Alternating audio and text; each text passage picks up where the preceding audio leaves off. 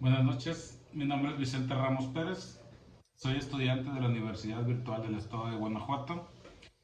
Mi número de matrícula es la 2201-2299. Estoy cursando la licenciatura en Derecho, en el módulo de Derechos Humanos en el ámbito internacional. Y estoy realizando el reto número 3 que se titula ¿Cuál es la responsabilidad del Estado mexicano? Mi asesora educativo es la licenciada Diana Patricia Casitas Hernández y la fecha de elaboración es el día de hoy, 19 de julio de 2024. En el caso número 1, donde Ana estaba repartiendo panfletos con citas bíblicas de manera pacífica, cuando fue detenida por la policía con el argumento que no era lugar para realizar este tipo de actividades, además de acusarla de estar alterando el orden. Por este motivo, Ana fue detenida y encerrada e incomunicada por un lapso de 24 horas, donde recibió burlas y calificativos peyorativos por parte del personal de seguridad pública. Un día después de estos hechos, la dejaron en libertad. Ana denunció este hecho ante la Fiscalía del Estado y ante la Comisión Estatal de los Derechos Humanos. Sin embargo, estas dos instituciones no iniciaron ningún procedimiento, por lo que ella recurrió a la protección de la justicia federal, pero esta se declaró incompetente para conocer del caso, por lo que en el transcurso de 2 años, Ana interpuso su caso ante la Corte Interamericana de Derechos Humanos. Analizando este caso, se da respuesta al planteamiento de si el Estado mexicano incurrió en alguna responsabilidad, a la cual considero lo siguiente. Primero, se identifican violaciones en los siguientes derechos humanos. Derecho a la libertad personal. Este derecho se encuentra protegido en el artículo 7 de la Convención Americana sobre Derechos Humanos y señala que nadie puede ser privado de su libertad física ni ser sometido a detención o a encarcelamiento arbitrario. Libertad de conciencia y religión. El artículo 12 de la Convención protege el derecho de todas las personas a profesar y divulgar su religión o sus creencias, ya sea de manera individual o colectiva, tanto en público como en privado. Derecho a la libertad de expresión. Este derecho se encuentra consagrado en el artículo 13 de la Convención Americana sobre Derechos Humanos y señala que toda persona tiene derecho a la libertad de pensamiento y de expresión. Este derecho contiene la libertad de buscar, recibir y difundir información e ideas de toda índole, sin consideración de fronteras, ya sea de manera oral, por escrito, de forma impresa o artística, o por cualquier otro medio de su elección. También se está violando el derecho a la integridad personal. Este derecho se sustenta en el artículo 5 de la Convención y señala que toda persona tiene derecho a que se respete su integridad física, psíquica y moral, y nadie debe ser sometido a torturas, ni a penas o tratos crueles, inhumanos o degradantes. También se violó el derecho a la protección judicial, el cual lo protege el artículo 25 de la Comisión, ya que Ana intentó denunciar su situación ante las autoridades competentes, pero no recibió ninguna respuesta, ni un remedio alternativo, ya que la justicia federal también se declaró incompetente y esto dejó a Ana sin protección judicial efectiva.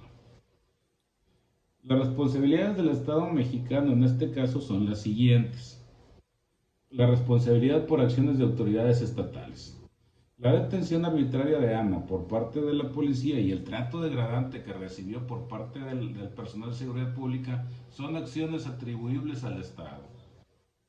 Responsabilidad por omisión de protección.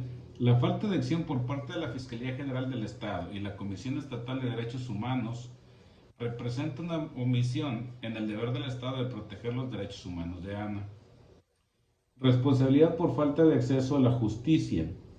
La declaración de incompetencia por parte de la justicia federal y la falta de procedimientos adecuados para abordar la denuncia de Ana indican una falla en el sistema de justicia para proporcionar un remedio efectivo a las violaciones de derechos humanos.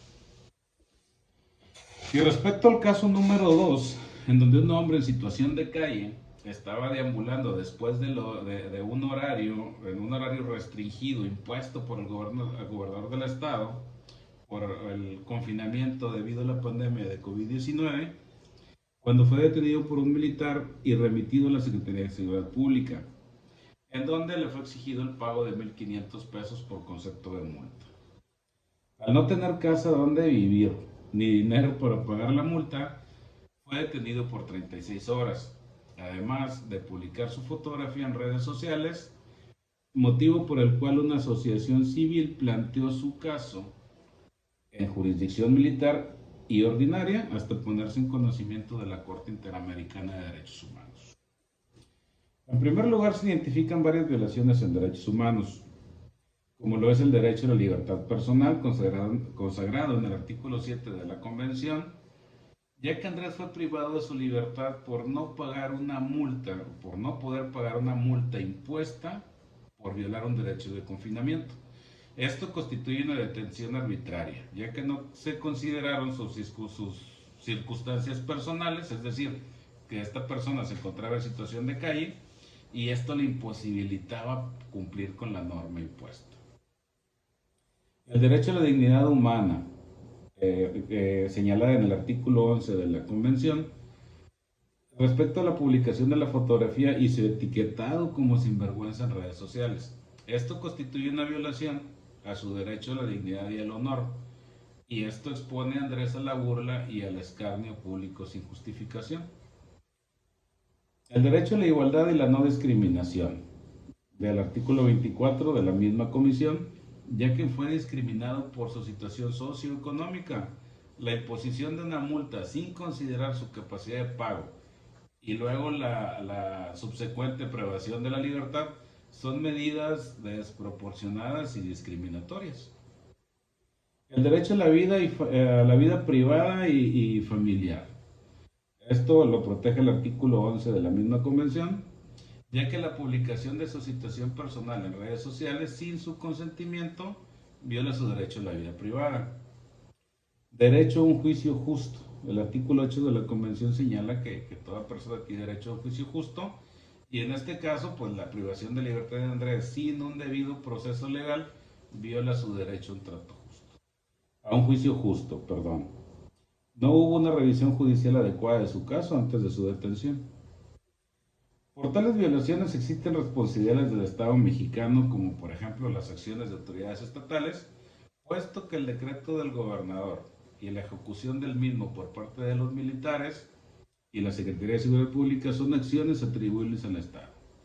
Estas acciones resultaron en la violación de varios derechos humanos de Andrés. Hay responsabilidad por falta de protección, ya que el Estado tiene la obligación de proteger los derechos humanos de todas las personas y especialmente las de situaciones o que se encuentran en situaciones vulnerables. Al no proporcionar estas alternativas, en el tema del confinamiento para personas sin hogar, el Estado falló a su deber de protección.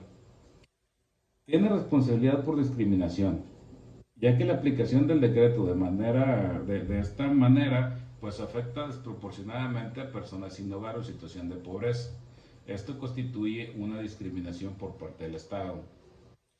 Tiene responsabilidad por daño moral y social, ya que la publicación de la información personal y las burlas o la publicación despectiva que se hizo en redes sociales por parte de las autoridades constituye un daño moral y una violación de su derecho a la dignidad.